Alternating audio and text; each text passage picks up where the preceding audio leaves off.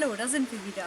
Und zwar zeigen wir euch heute mal, was im EPA Typ 1 drin ist. Ein EPA ist eine Ein-Mann-Packung von der Bundeswehr und da ist kalorienmäßig so das drin, was ein Bundeswehrsoldat beim Einsatz so pro Tag benötigt. Ich werde das mal gerade hier aufschneiden. Das ist hier nämlich einfach nur mit Tesafilm zusammengeklebt, damit es nicht aufgeht. Ja, beim Aufschneiden sollte man vielleicht die Box ein bisschen zuhalten, damit sie dann nicht automatisch aufgeht. Wenn wir das EPA aufmachen, seht ihr, es ist bis oben hin voll. Der Platz vom EPA ist genutzt und hier sind sehr wenig Zwischenräume und Lufträume drin. Als allererstes haben wir hier einen Zipbeutel. Diesen Zipbeutel, der ist in jedem EPA drin. Wir haben ihn auch mittlerweile in jedem Rucksack drin, daher dass die einfach sehr gut durchdacht sind. Und da sind so kleine Sachen drin, die man aber immer brauchen kann. Hier ist einmal drin 2 Mehrzwecktücher, dann 2 Päckchen Teeextrakt, das ist einfach schwarzer Tee. Der Inhalt des Beutels wird mit 450 ml heißem Wasser vermischt. Jetzt sind wir so, wir trinken unseren Kaffee gerne und wir stark und wir schmecken gerne den Tee, wenn wir uns einen Tee machen. Von daher, also 450 ml heißes Wasser ist doch sehr viel für so einen kleinen Beutel. Wir würden eher so 100, maximal 200 ml empfehlen, damit man eben noch was vernünftig schmeckt. Dann finden wir hier eine Packung Kaugummis. Hier sind 17 Gramm enthalten und circa, 2, 4, 6, 8, 10, ja, 14 Kaugummis, so ungefähr. Hier sind Wasseraufbereitungstabletten. 2 Tabletten, hier sind 4 Tabletten drin, jeweils 2 Tabletten. Soll man in einem Liter Wasser lösen, 20 Minuten warten und dann trinken. Wir könnten jetzt hier hinter uns theoretisch Nisterwasser aufbereiten damit zum Trinken. Wir wandern jetzt meistens auch so, dass wir eigentlich immer frisches Wasser haben. Wir haben immer Zugang zu Frischwasser. Von daher benötigen wir diese Tabletten eigentlich nicht, zumal diese auch giftig sind. Ja, wenn Bundeswehrsoldaten eben im Einsatz sind und dann frisches Wasser brauchen, damit können die sich eben das Wasser aufbereiten und das entkeimt eben das Wasser. Da muss man dann nicht irgendwie Angst haben, dass man am nächsten Tag flach liegt und mehrfach ins Badezimmer rennen darf. So, dann ist hier drin ein Kaffeeweißer. Nee, 2 Kaffeeweißer. Ich trinke meinen Kaffee immer mit Milch, von daher, also ohne Kaffeeweißer würde es bei mir nicht wirklich gut gehen, weil ich ohne Kaffee ist ganz schlimm und ja, wenn ich dann Kaffee hätte, wäre okay, aber dann ohne Kaffeeweißer wäre ich glaube ich trotzdem unausstehlich. Und hier sind noch 2 Päckchen Kaffeeextrakt. Ein Päckchen soll reichen für 300 ml heißes Wasser. Hier würde ich das gleiche wie beim Teeextrakt empfehlen. Vielleicht 2 Päckchen auf 300 ml. Der Kaffee soll ja nach irgendwas schmecken. Des Weiteren finden wir hier ein Getränkepulver mit löslichem Bohnenkaffee Typ Cappuccino für 200 ml fertiges Getränk. Ja, wie beim anderen weniger Wasser nehmen als empfohlen, dann schmeckt es nach was. So, 2-mal Speisesalz. Das ist vor allem bei den Hauptgerichten, die dann doch essbar sind, aber auch nicht gerade, dass man umgehauen wird und denkt so, boah, die sind aber richtig lecker. Damit kann man eben so ein bisschen was, ich sag jetzt mal, gut machen vom Geschmack her. Und der eine oder andere hat es vielleicht auch etwas salziger gerne. Ja. Dann sind hier zweimal 2 Päckchen Zucker drin. Eben auch, um nochmal ein bisschen Geschmack oder ein bisschen Süße in den Kaffee zu bekommen. Der eine oder andere trinkt vielleicht einen Kaffee schwarz, der eine oder andere trinkt ihn mit Milch, der nächste braucht Zucker, der andere braucht Milch und Zucker. Also hier ist wirklich für jeden Geschmack was dabei. Und zur Not, wenn man einfach nur merkt, mir geht es jetzt momentan nicht so gut, ich bin irgendwie leicht unterzuckert, da gibt es noch andere Sachen im EPA, aber zur Not kann man eben auch mal ein bisschen Zucker einfach zu sich nehmen. Und hier ist noch ein Erfrischungstuch mit 60% Ethanol. Das ist einfach nur so ein feuchtes Tuch, womit man schon mal sich erfrischen kann, auch zur Not einfach mal irgendwas in Oberflächen abwischen kann. Dafür hat man auch noch das Mehrzwecktuch, aber wenn man jetzt nicht gerade das Wasser verschwenden möchte, wenn man vielleicht auch nur begrenzt Wasser dabei hat, hier ist noch ein Erfrischungstuch mit dabei. So, und das Ganze ist hier in so einem kleinen Zipperbeutel von Toppets. Die finden wir auch sehr praktisch zum Wandern, daher, dass ich da schon mal gerne auch für die Kleine die ganze Kleidung drin habe. Da passen schon mal super, da passt super Unterwäsche rein, da passen super Socken rein. Oder wie gesagt, hier diese ganzen kleinen Sachen, die man ansonsten im Rucksack rumfliegen hat, die passen hier perfekt rein. Man macht den Beutel zu, man kann auch noch, wenn man die Sachen drin hat, bevor man das Ganze zuzieht, kann man nochmal draufdrücken. Das zeige ich euch gleich, wenn ich alles eingepackt habe. Dann lässt das die Luft raus und dadurch hat man eben auch noch mal ein bisschen mehr Stauraum im Rucksack.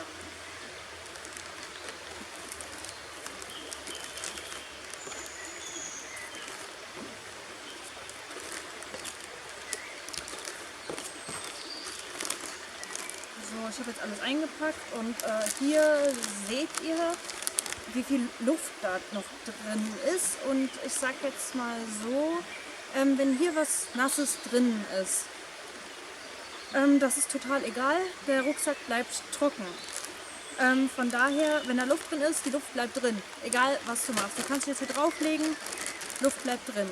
Von daher mache ich hier ein Stückchen auf, drücke die Luft wirklich raus, mache den Beutel zu, ja, kompakt.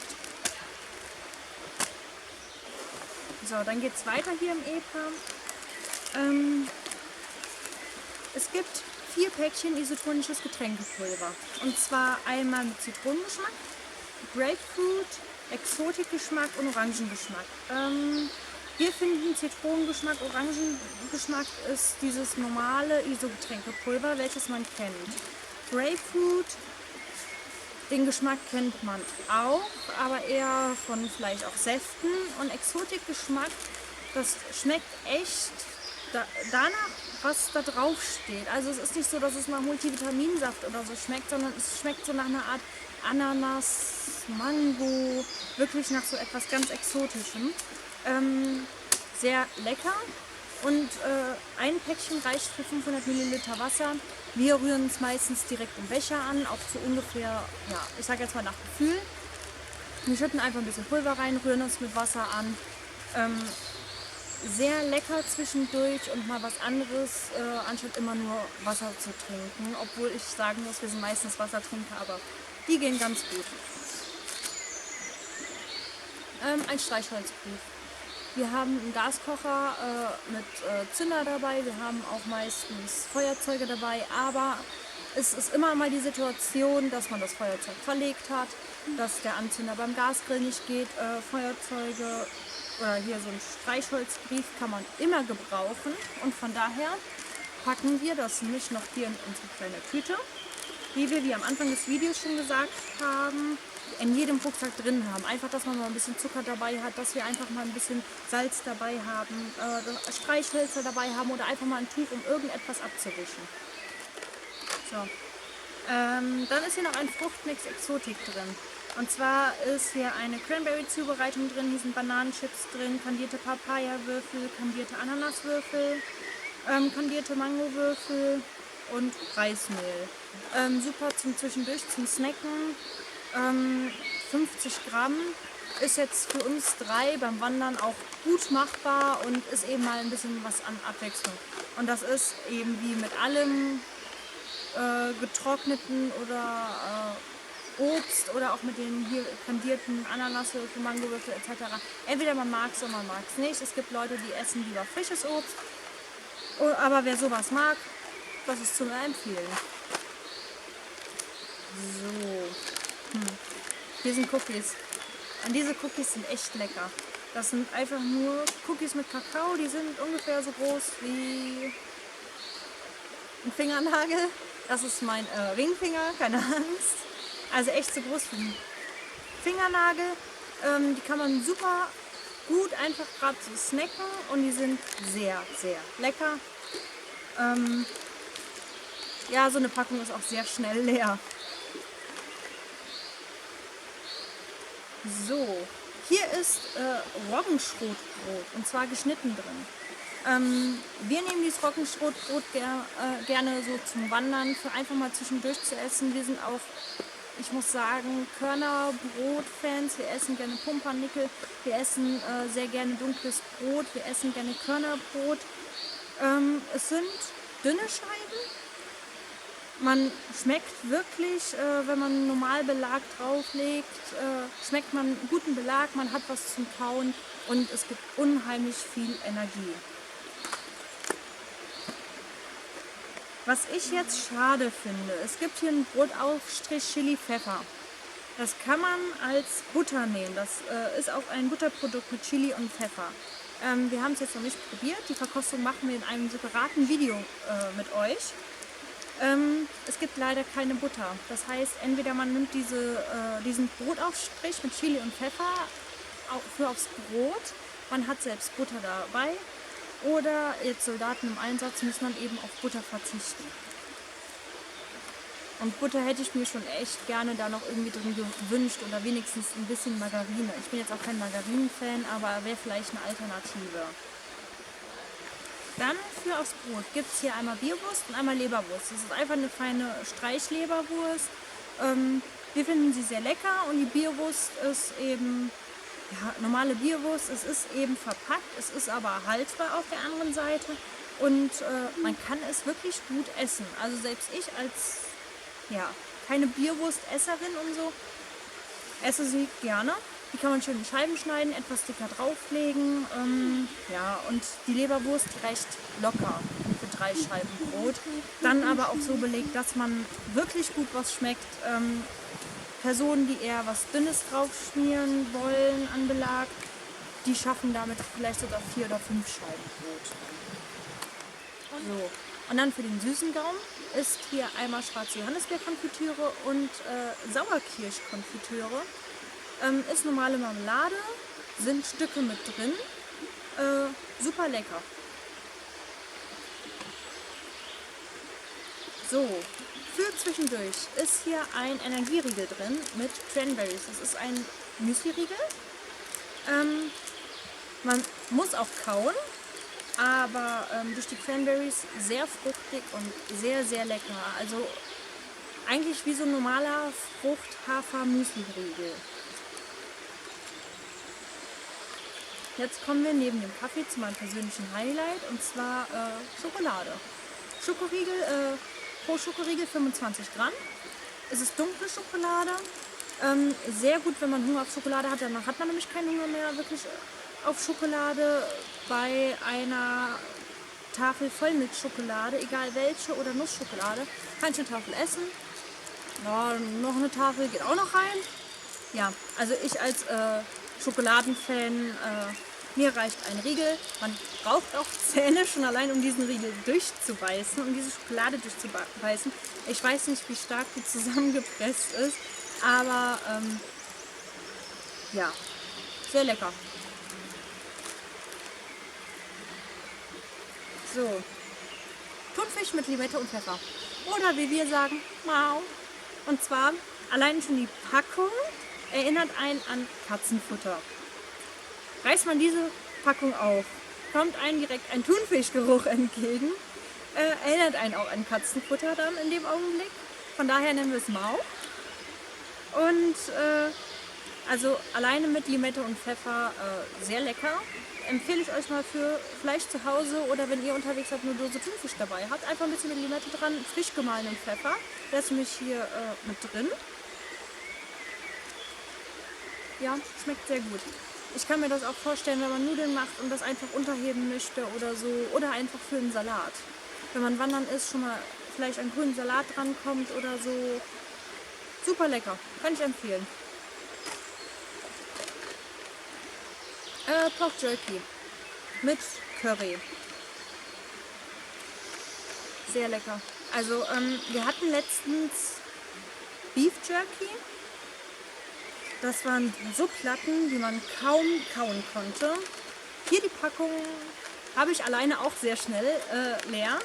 Man kann es gut kauen. Es ist in kleinen, mundgerechten Stücken. Perfekt mal für zwischendurch zum Snacken. Genauso wie diese kleinen Kekse oder diese Fruchtmischung. Sehr, sehr gut. Travel Lunch. Instant Schokomüsli. Hier gibt es auch verschiedene Sorten. Wir haben unter anderem schon Schoko probiert. Wir haben Apfel, Erdbeere probiert und ich glaube noch was mit Früchten. Man kann es laut Zubereitungshinweis mit 80 Milliliter kaltem oder heißem Wasser anrühren. Bei kaltem Wasser hat man anscheinend, also hier, ich vermute, hier ist einfach noch so eine Art weiße Pulver mit drin. Dann hat man normales Müsli. Bei heißer Milch ist es dann eher so, dass man Porridge hat. Wir nehmen immer Milch mit. Wir nehmen das für unterwegs für normales Müsli. Wir werden das aber bei der Verkostung mal einmal mit kalter Milch anrühren. Und wir werden mal gucken, dass wir euch mit heißer Milch ein Porridge machen und euch dann mal die Unterschiede zeigen. Zumindest bei einer Müsli-Sorte und euch dann mal erzählen, wie es schmeckt. Also ich bin ein Porridge-Fan, aber auch ein Müsli-Fan. André wird jetzt gleich hinter der Kamera lachen, wenn ich sage, ihn kann man nur mit Müsli glücklich machen. Also Porridge ist gar nicht seins. Aber vielleicht ist es dann mal interessant für euch, auch mal ein Feedback von zwei Seiten zu bekommen. Der eine ist es, der andere ist es nicht. Und auch einfach mal, um zu gucken, was es da für Unterschiede gibt und auch für Zubereitungsunterschiede. Weil im Endeffekt sind hier Haferflocken drin, ist Zucker drin, Schoko Rice Krispies, all sowas. Und die einen oder anderen haben vielleicht einfach nur eine Dose dabei mit Haferflocken und haben dann ihre getrockneten Früchte dabei, welches die immer nur mit heißem Wasser aufschütten. Dann nehmen die vielleicht mal eher eine Packung Milch mit. Oder die ansonsten eine Packung Milch dabei haben oder sagen, Müsli kam für mich nie in die Tüte. Die denken, oh cool, Porridge ist für mich auch mal was zum Ausprobieren. Also wie gesagt, beim Verkosten werden wir mal beide Seiten ausprobieren und dann werden wir euch mal erzählen, wie es so schmeckt und werden euch auch mal die unterschiedlichen Konsistenzen zeigen, auch wenn man das wirklich mit 80 Milliliter macht oder ob man wirklich mehr oder weniger Milch braucht. Die Videos werden wir jetzt auch in Kürze online stellen. Ne, ich mache erst das andere. Und zwar sind hier drin noch zwei Hauptgerichte. Diese zwei Hauptgerichte sind von Erasco. Und zwar einmal Erbseneintopf mit Cocktailwürstchen und einmal Schweinegulasch mit Nudeln. Also beim Schweinegulasch mit Nudeln sind normale Nudeln mit drin. Die kann man echt super gut essen. Und beim Schweinegulasch, das was man manchmal eher vielleicht sucht, da sind wirklich Fleischstücke mit drin. Sehr gut dafür, dass es ein Fertiggericht ist. Und hier beim Erbseneintopf mit Cocktailwürfeln, das Interessante ist, anscheinend sind die Würstchen wirklich abgezählt. Wir haben jedes Mal 6 Würstchen mit drin, daher, dass wir 3 Personen sind, bekommt jeder 2 Würstchen. Ich verzichte dann auch schon eher, der andere verzichtet auch mal, dass die Kleine mal mehr Würstchen essen kann. Man kann es essen, man kann es auch ganz gut essen, vor allem wenn man wandern ist. Mit einer Sterneküche kann man da jetzt nicht mithalten und mit selbstgekochtem auch nicht. Aber für, wenn es mal schnell gehen muss, kein Problem. Vor allem, man kann es theoretisch einfach gerade im Topf auf dem Gaskocher schnell warm machen. Ich glaube, die Empfehlung ist einfach im Wasserbad warm zu machen. Das heißt, man stellt die ganze Packung in den Topf, macht es im Wasserbad auf dem Gaskocher warm.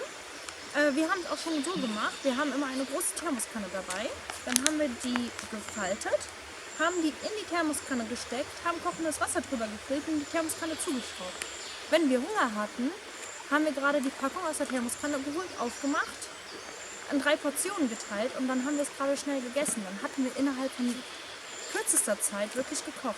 Und das kann man auch beim Wandern dann vielleicht ganz schön morgens vorbereiten, wenn man noch irgendwo sein Zelt aufgeschlagen hat. Man nimmt seinen Topf, kocht sich heißes Wasser, um einfach nur einen Kaffee zu trinken.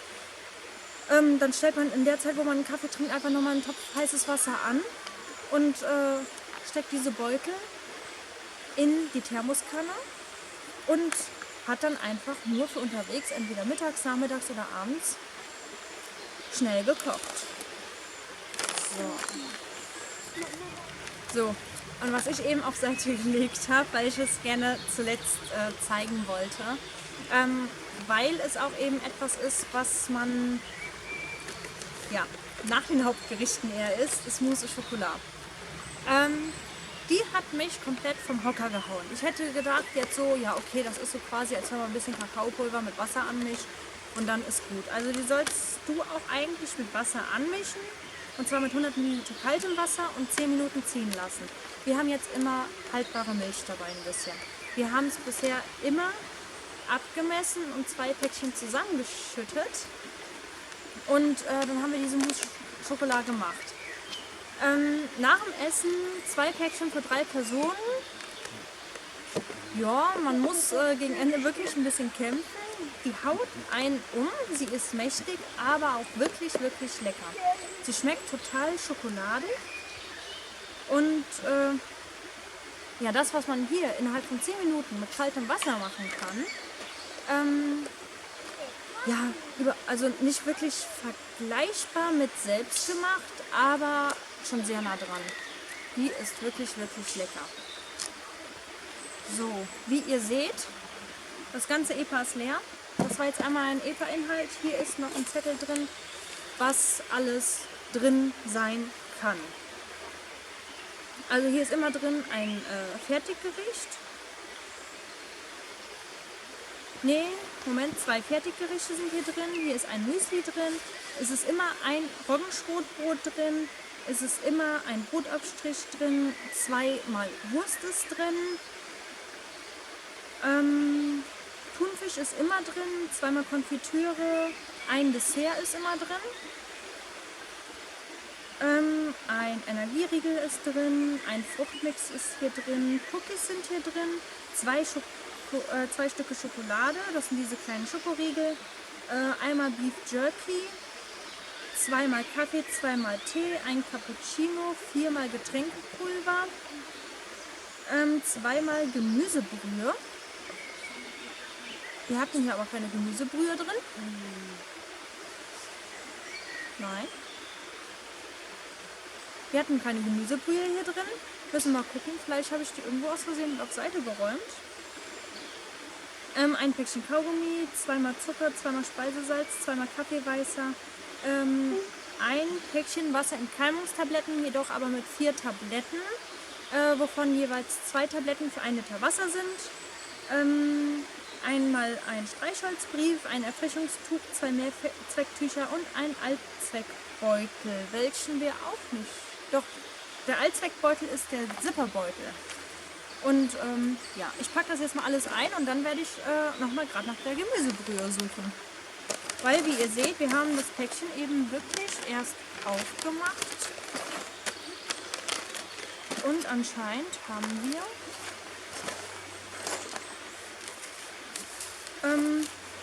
hatten wir keine Gemüsebrühe mit drin. Oder ich bin so alt, dass ich es schon vergessen habe. Werden wir jetzt sehen.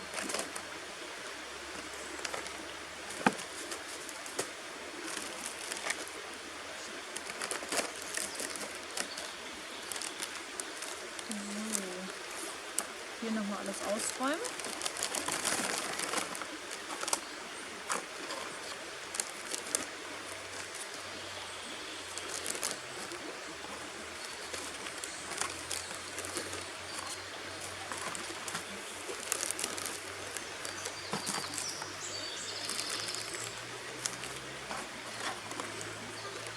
Okay, die Bundeswehr hat wirklich diese Gemüsebrühe vergessen. Aber zur Gemüsebrühe kann ich sagen, das sind auch kleine Päckchen, die werden wir euch dann im nächsten Video beim EPA 2 mal zeigen. Gemüsebrühe ist ganz lecker, um die einfach mal zwischendurch in der Tasse zu machen mit heißem Wasser. Das Verhältnis wieder wie bei allem anderen, nicht so am besten wie es drauf geschrieben ist, sondern ein bisschen weniger Wasser. Vielleicht auch als Grundlage für irgendwas zum Essen ganz interessant oder vielleicht auch ganz interessant, wenn man einfach auch nochmal ein bisschen was Geschmack in die Fertiggerichte bringen möchte. So, hier müssen wir nochmal die Luft rauslassen. Luft ablassen ist immer gut. So. Ganz so gut verpacken wie die Bundeswehr kann ich nicht. Damit wäre unser Video zum EPA-Typ 1 fertig. Wir freuen uns natürlich, wenn ihr uns unsere anderen Videos auch anguckt. Ihr könnt gerne einen Daumen nach oben da lassen und natürlich unseren Kanal abonnieren. Bis zum nächsten Mal.